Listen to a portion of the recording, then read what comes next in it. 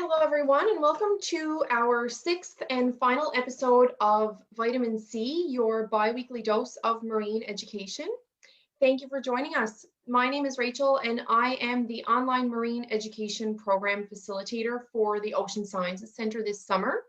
And today I have PhD candidate Danielle Quinn joining me to talk about her research involving data science in marine conservation. So throughout the summer this year, we have been conducting these online sessions every 2 weeks with local researchers as the main component for our public education program. And our goal for these sessions is to develop a connection between local scientists and the public as a way to generate interest in marine conservation, learning, and protection for the future. So this way we can help contribute to healthy oceans, not only for our generation, but also for generations to come as well. So throughout the presentation, if you do have any questions, feel free to drop those in the comment section on the video, and we will certainly answer those throughout the course of the session. And if you are watching this back as a recorded piece as well, feel free to send those questions along, and I will certainly do my best to get those answers for you. But other than that, we hope you enjoy the presentation. And Danielle, I will let you take it away. All right, thank you. So I'm just going to share my screen. Go.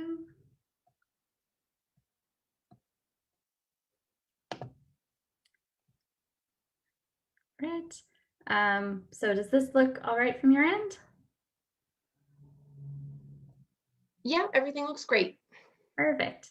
All right, so thank you very much for having me. I'm really excited to be able to talk a little bit about something that I'm really passionate about, and that is the role of data science in marine conservation. And specifically, I'm going to kind of tell you a little bit of a story from my own research all about identifying cryptic species with machine learning. So here we go. So I am a PhD candidate in the biology department here at Memorial. And although technically I'm in the biology department, most of what I'm really interested in looking at and exploring is how data science is being integrated into the study and the application of marine science. And then from there, I work to develop computational tools and software that can help biologists tackle common conservation issues. So this ranges from short-term studies of specific species all the way up to long-term studies of ecological communities. And then the other thing that I do is I have a data science education and consulting business. And essentially I provide data science training to researchers, primarily in kind of the realms of the natural resource management. And I work with researchers to analyze and interpret data and to develop tools that allows researchers and community members to access and explore the information. So what is data science exactly? So it's a term that has become more and more common in the last decade or so, but it doesn't really have a specific definition. It's kind of this umbrella term that encompasses lots of different topics from various fields of study. So generally speaking, the thing that ties all of these pieces together is that we use computers and data or information. So the most fundamental component of data science is problem solving. Data scientists solve problems and answer research or even business questions by using computers and coding to apply analytical techniques to their data. So this might include mathematics and statistics or something more advanced like machine learning. And then in addition to this analytical side of things, data scientists need to be storytellers. We have to be able to communicate the results through data visualization and more. So when we specifically apply these types of kind of broad data science components to ecological data, like we do in marine science and fisheries, it's often referred to as eco-informatics. Oh, click, there we go. It's referred to as eco-informatics. And really what this is the science of information in ecology. So from, movement patterns of animals to genetic information to morphological measurements to environmental conditions, ecologists need to be able to handle large, complicated data sets. And it turns out there's an entire science around how we actually do that. So we're going to come back and talk a little bit more about data science and how it is shaping modern marine conservation. But first, I want to tell you a data science story from my own research. And it's all about a phenomenon known as cryptic species. So what are cryptic species? So in the context of what I'll be talking about today, cryptic species are closely related but distinct species that often have experienced this morphological stasis. Essentially what this means is that even though they're different species of animals, their appearance to each other is very similar to nearly identical. They might be found in the same, nearby, or overlapping areas, and they might even play similar roles in the local ecosystem. For instance, they might have similar feeding behaviors or similar movement patterns. Now, admittedly, if you talk to most biologists and you ask them about cryptic species, the types of animals that we might think of first as cryptic species are things that we don't know a lot about. There's a lot of tiny nematode worms that are cryptic species. There's a lot of poorly understood plankton species that are cryptic. But as it turns out, cryptic species are fairly common even among well-recognized, well-studied animals. So this includes African elephants, hammerhead sharks, giraffes, and various butterflies. So in some cases, what happens is that we know that there are two or more species present. We just can't tell them apart. In other cases, we discovered that what we thought was one species is actually several different species, and we can only discover this because of advances in genetic analyses that demonstrate this to be true. Oops. So my research deals with the first type of scenario. I've been studying winter skate and little skate in various capacities for about 8 years, and I can tell you right now, without embarrassment, that despite having personally handled thousands of these animals, I absolutely can't tell them apart with any degree of confidence. So these two species, they are cold water cousins to rays, and they're among about a dozen or so species of skates that you can find in the waters off of Atlantic Canada. So these photos are of a male and female of each species. So the male is on the right and the female is on the left. The top row is winter skate and the bottom row is little skate. And you can see right away where the confusion comes from.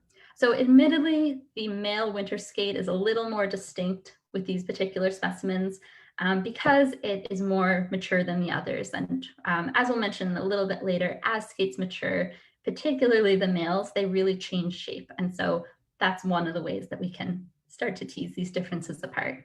But they're very, very difficult to differentiate. And so one of the first questions I often get asked is, well, there must be guidebooks out there that can help you identify these species. And there are. So in 2015, a member of my lab did a comprehensive review of 11 different guides that are commonly used to tell these two species apart. And what she found is that the guides for skates are not particularly useful or accurate. So in some cases, the defining features overlap and aren't actually helpful in differentiating the species. Several guides, in fact, have information that is directly contradictory to each other. They say the opposite things.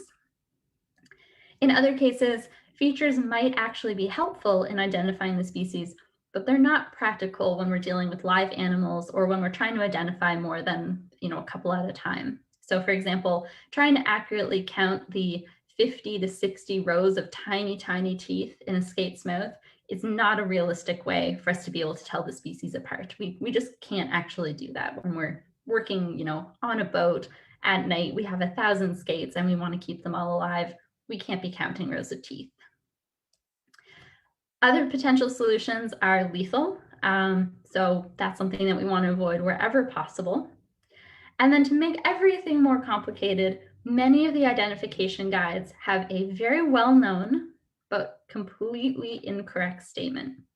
And that statement says, only winter skates have eye spots, but not all winter skates have eye spots.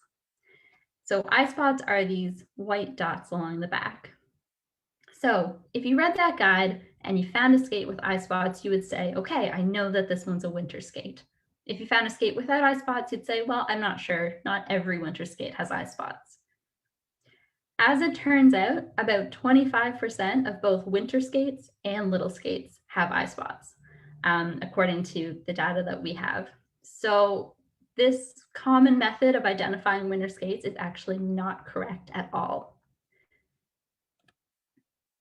And so if two species look alike, live in the same place, and do similar things, then why does it matter if we can tell them apart or not?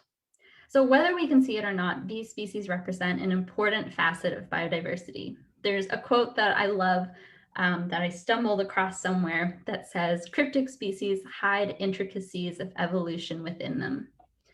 From a more practical standpoint, how can we assess or manage or protect a species if we can't even recognize them when we see them? So misidentifying species or treating multiple species as a single species complex can lead to huge miscalculations of information. And that information is essential to understanding and monitoring and protecting these species. So it does matter. Okay, so this isn't a new problem. And to this point, researchers and managers have absolutely come up with ideas and plans about how to work around this problem. So for instance, let's take a look at this note from the 2015 COSUIC Assessment of Winter Skate. So COSUIC stands for the Committee on the Status of Endangered Wildlife in Canada, and it plays the role of officially designating the conservation status of wild species in Canada. So in this report, all about winter skate, they acknowledge that it's really difficult to tell winter skate from little skate. However, they provide a potential solution. They say, okay, when you're analyzing the data, exclude individuals that are less than 35 centimeters. And that's because juvenile skates, young skates, are even harder to tell apart than the adult skates. So the idea is that by dropping these data points, we might be able to avoid some of the problems around misidentification. So let's test this out.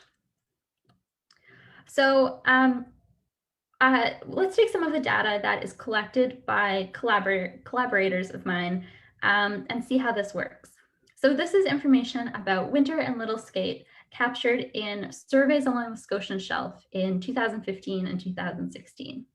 So as you can see, along the bottom of this figure is the size of the skates being measured. And then the height of each bar represents how many skates of that size that were caught. And so these skates were examined visually by trained observers, and they were identified as little or winter skates based on those visual observations. So here, red represents little skates and yellow represents winter skates.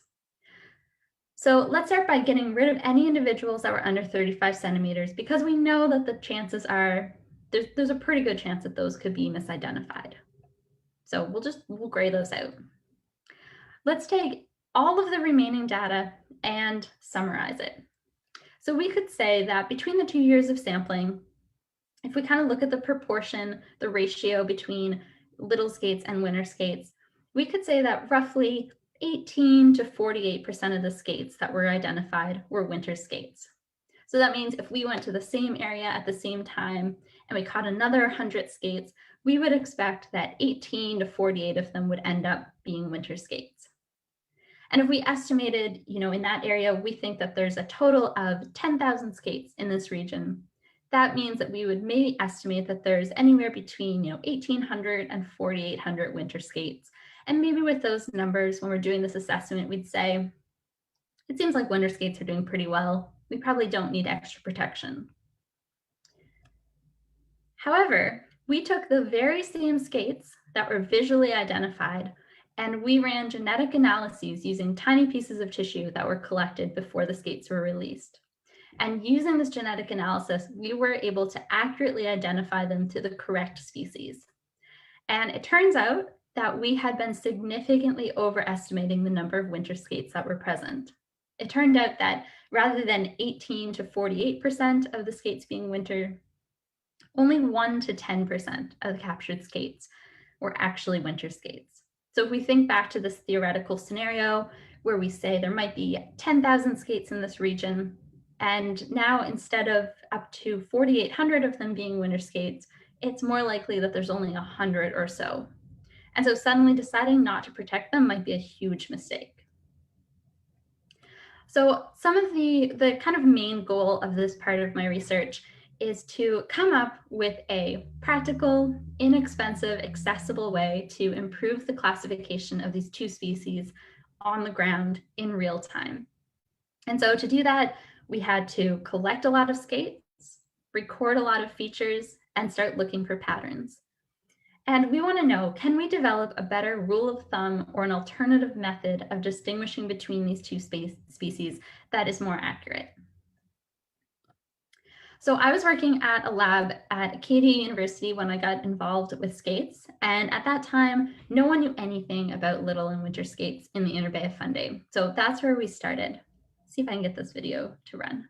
Okay, so if you haven't had the opportunity to visit the Bay of Fundy, it is home to the highest tides in the world.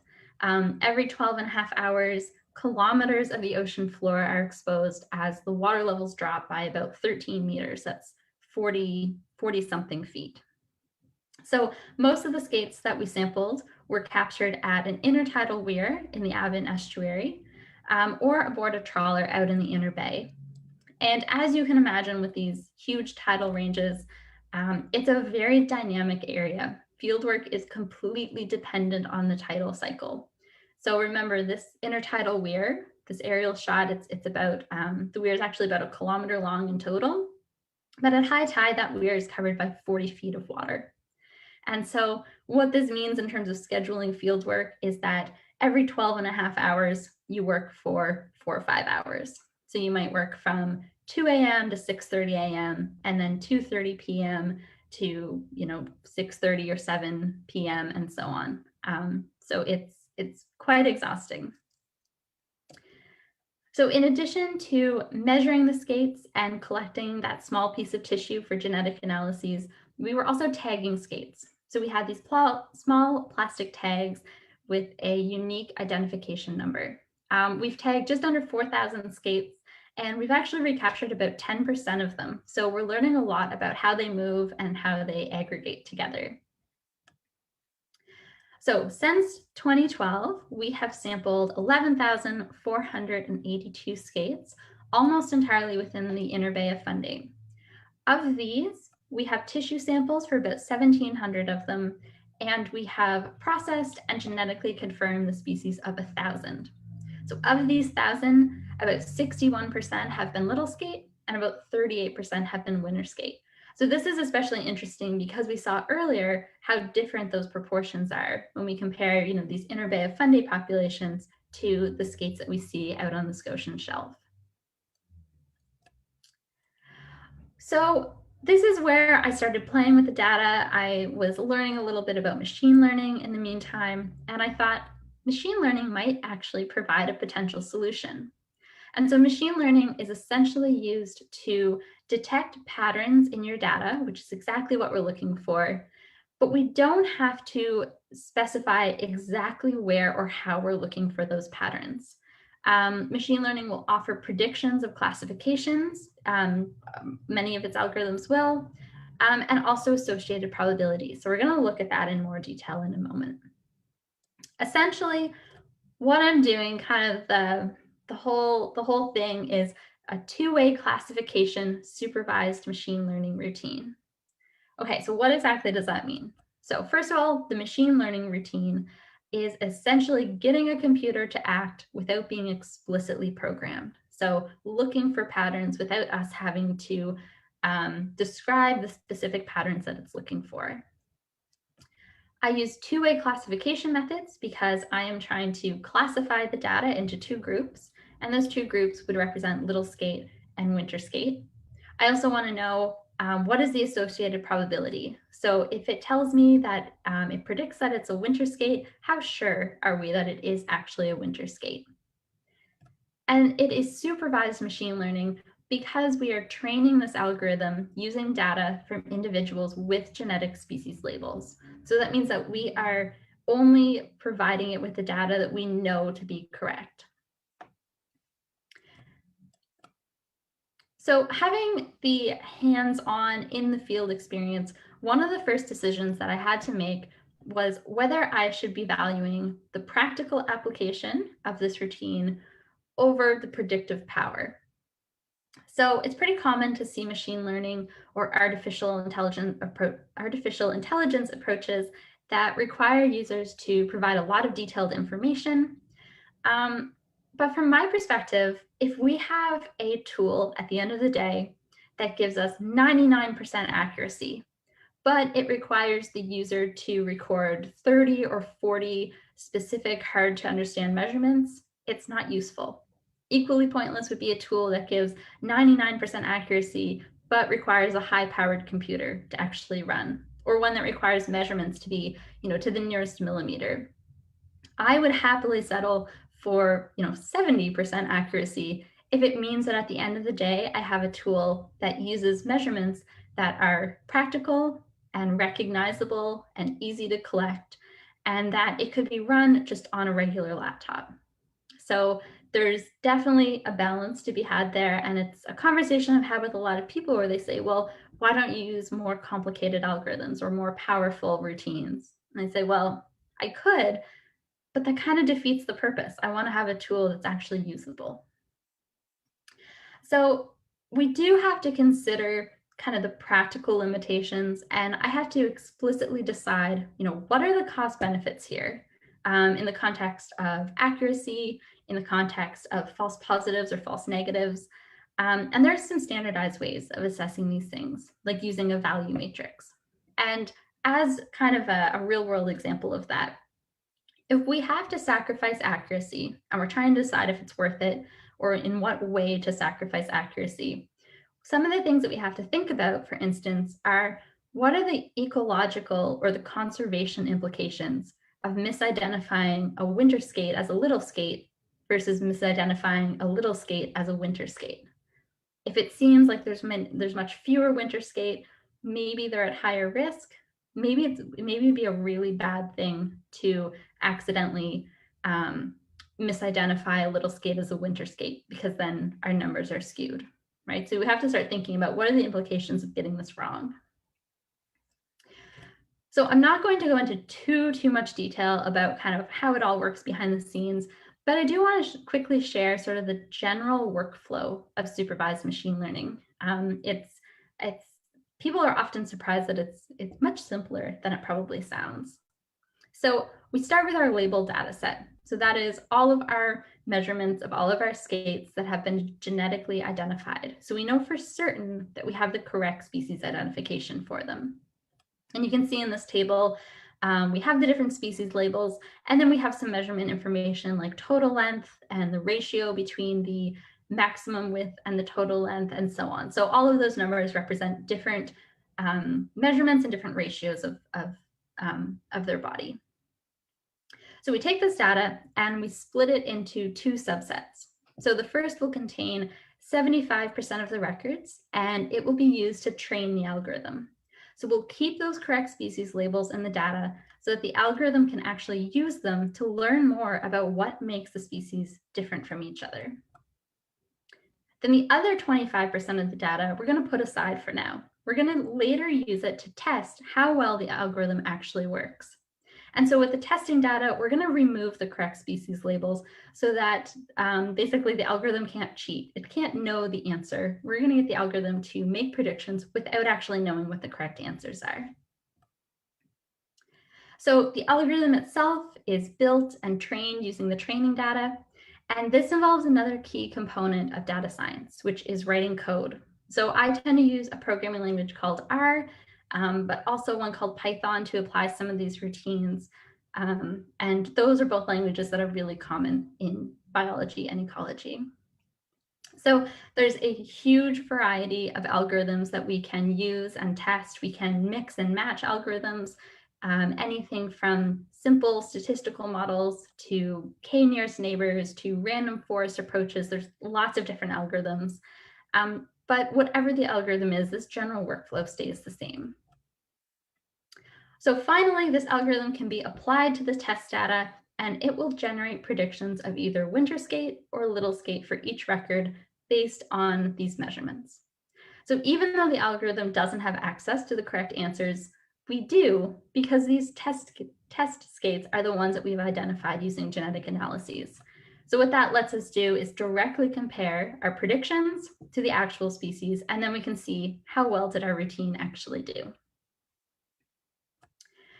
So I could spend a lot of time talking about the specifics of my results, but I want to generalize things a little bit. And generally speaking, there's some promising results.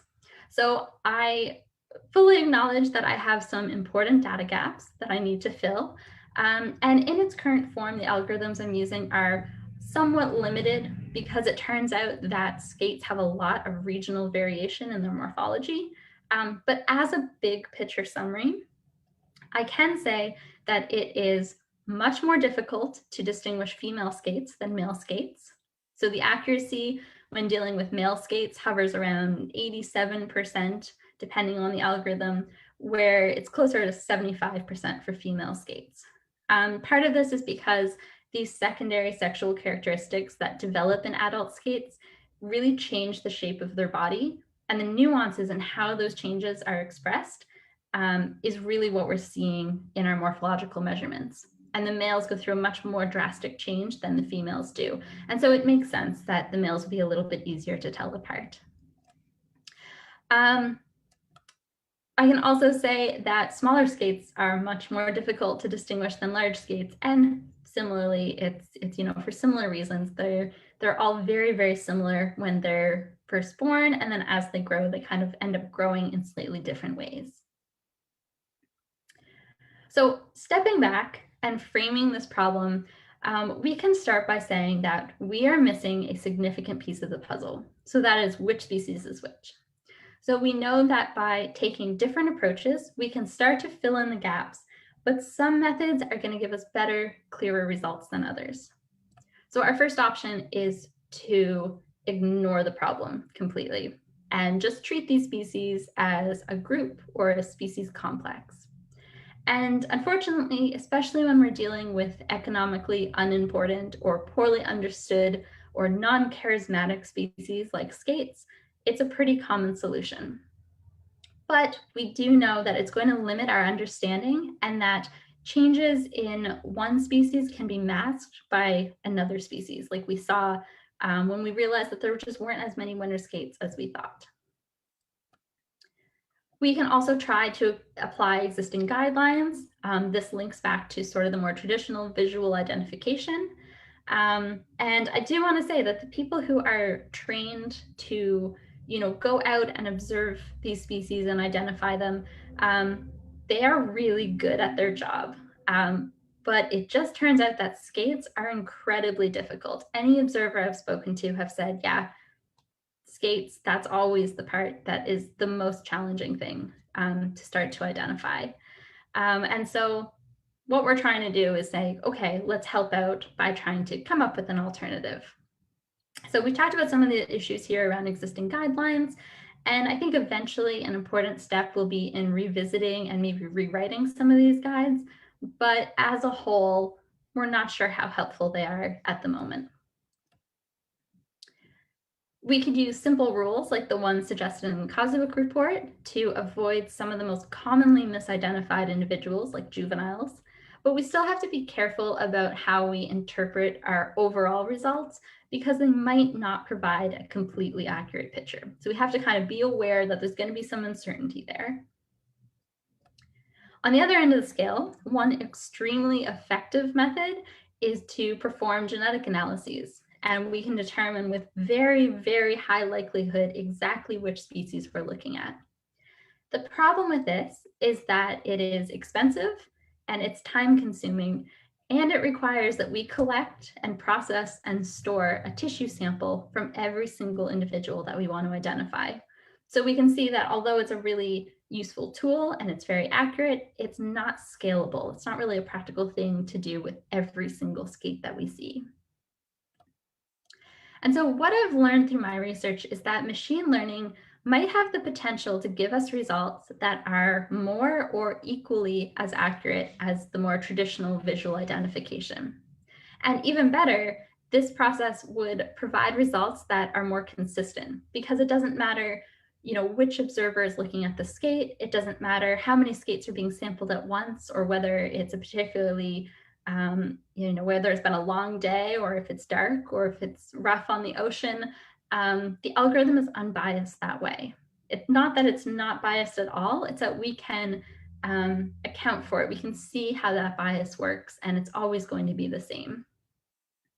So while this method feels like it has some real potential, the biggest obstacle is, how do we actually take this tool and put it in the hands of the researchers who can benefit from it?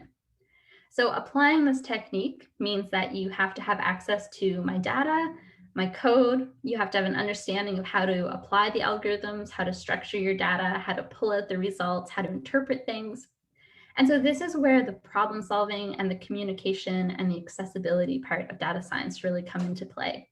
So what I've decided to do, or am working on, is to take this process and turn it into an interactive application that can just be accessed online. So this is a screenshot of what that looks like. If you want to go to that website at the top, feel free to.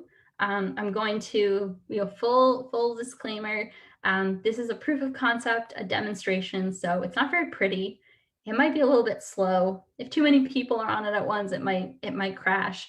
And it uses very simplified algorithms. But again, it's just as a proof of concept to say, here's what the final, polished product might look like. So the basic idea is that a researcher can go to this website, answer some simple questions like, what region are you fishing in? And is the skate male or female? And be given instructions about the specific morphological data that they should collect. So they enter those values directly into the application on the website. Behind the scenes, the machine learning algorithms go to work, they do their thing, and almost immediately, the predicted species identification is returned. So you can see here that based on these numbers, the machine learning predicts that this skate is a little skate. And in addition, you can see the associated probability of that prediction being correct. So here it says, okay, we think that this skate is a little skate, but the probability of it being a winter skate is 0.1. And so you can take that uncertainty into consideration when you look at the big picture. And as you start doing more sort of complicated modeling and statistical analyses, you can incorporate that uncertainty to say, okay, what if I'm wrong about this? What is the worst case scenario? What is the best case scenario? So if you do go to that website, you can interact with that. Again, it's just a demo version. I really like the idea of making this tool practical and implementable and accessible, so that it can not only help, identify skates, because that's its main purpose, but it can facilitate training. It can help people maybe get better at doing visual identifications. It can give people an opportunity to test themselves. They might say, okay, I think I'm pretty good at this, but I'm not sure because I don't actually know what species I've ended up reporting. So I think it could help with training. I think it could also promote reproducibility. So it means that it doesn't matter who caught the skate and what their experiences are. When they type those numbers into the application, it's always going to predict the same thing. And I think it could also provide a framework for other systems. And that's where the kind of communication side really comes in. Because as much as I love skates, there are a ton of cryptic species out there. And so I try to keep this bigger picture in mind to say, could we take this approach and really generalize it and use it with other cryptic species? So as sort of a broader data science goal, it's not just about the skates. What I would like to do is be able to take this framework and basically write up a how-to guide for other researchers who are also working with cryptic species and saying, okay, if you want to use this tool or a version of it, or you want to take this tool and start modifying it and playing with it and using your own data, here's how you get started on that. Here's how you actually do that. So Danielle, do you think that that the process for other scientists to kind of adapt this technology, do you think it would be relatively the same as as your methods. So in terms of taking these different measurements and inputting all that information into your algorithm and into your system, do you think that it would essentially be the same sort of idea for other scientists to do this? Yeah, essentially. So they may use completely different data. If they're working on butterflies, they're measuring very different things than if we're working on skates. So they'd be using different data.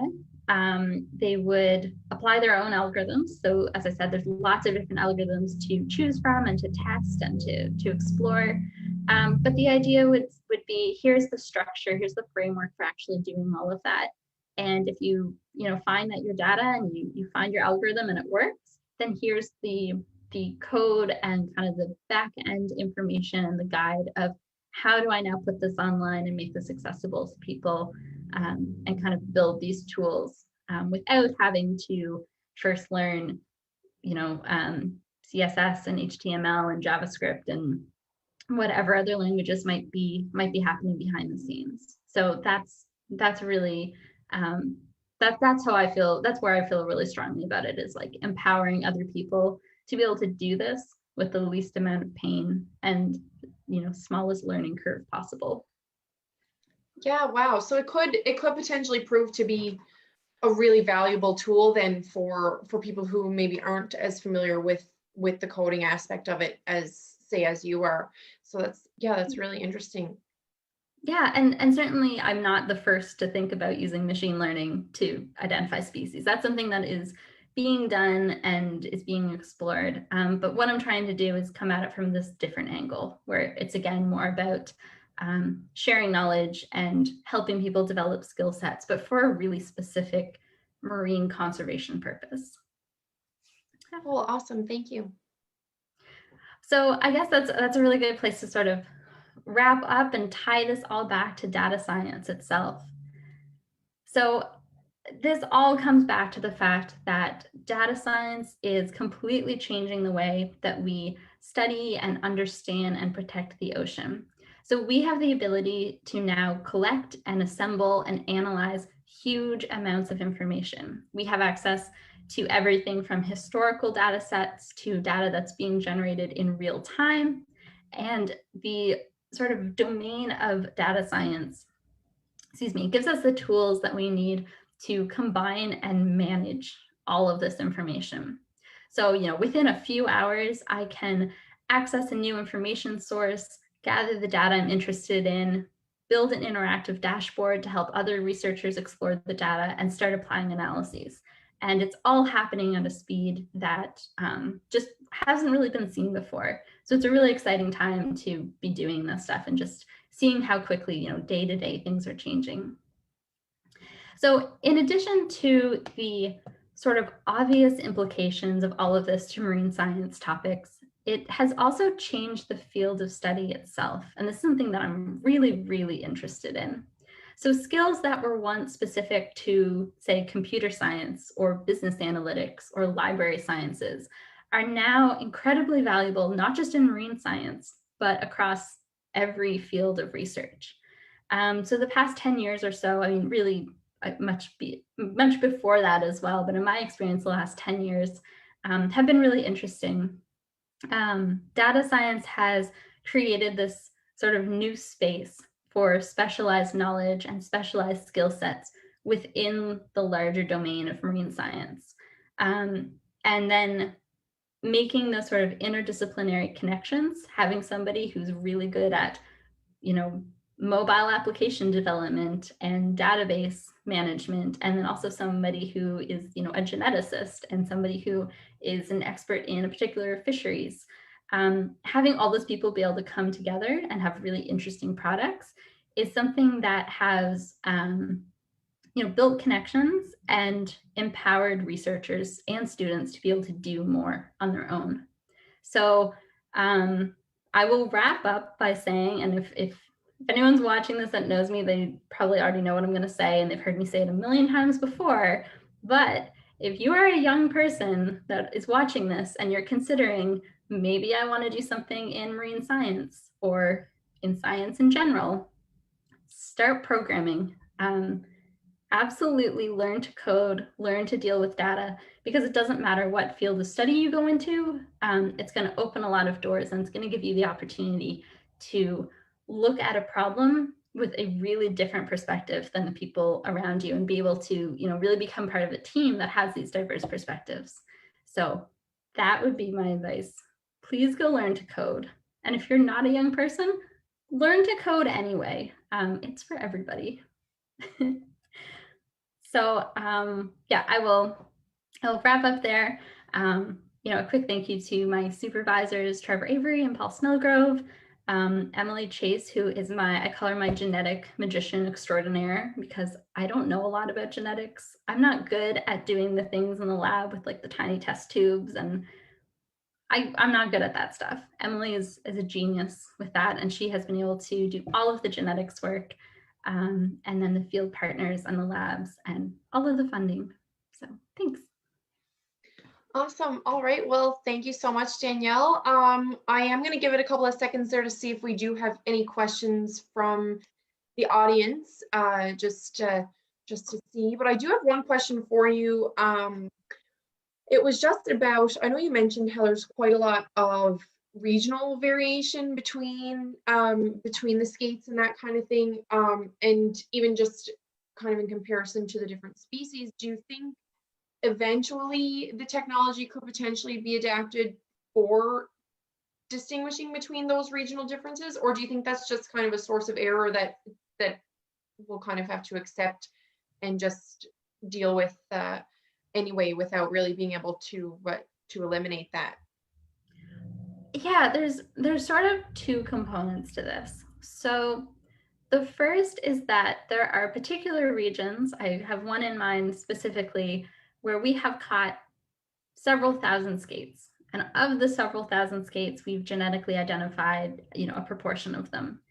And of the ones we've genetically identified, I think we've only ever had 2 winter skates.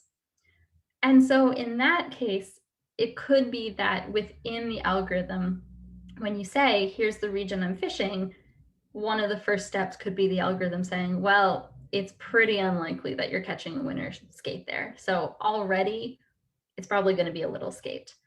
To do that, we need a little bit more information. You know, we don't know for sure that there's no winter skates there. We're just not seeing them.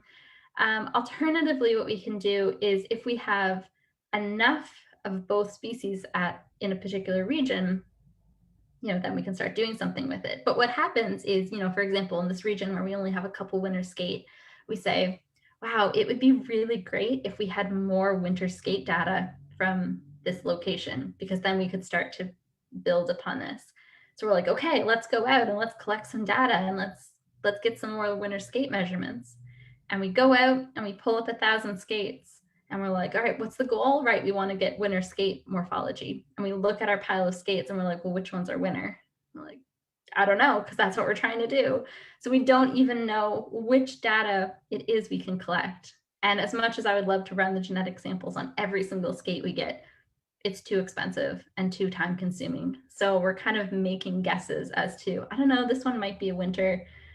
Let's take a tissue sample and we'll see. And then we spend the time and the money and we send it all off and we get our results, and it's like, all right, you got one more winter skate. I'm like, well, that did not fill that data gap. So I think it's more about data availability than like the technology itself. So if anyone wants to give me funding to go do a whole bunch more sampling, we could see how it works. But realistically, I think for the moment, region is just going to be one of those things that we know it's going to be problematic. And I guess it's tough to really successfully collect that data if the species that itself is not necessarily there in adequate quantities, I guess would be the way to say it. But I guess, yeah, if they're not there, then it's hard to track them down too, which is difficult. Yeah, exactly. Interesting. All right. Well, I guess it doesn't look like we have any questions coming in from the audience, so I suppose we'll leave it there. But thank you so much for joining us, Danielle. It's been a pleasure.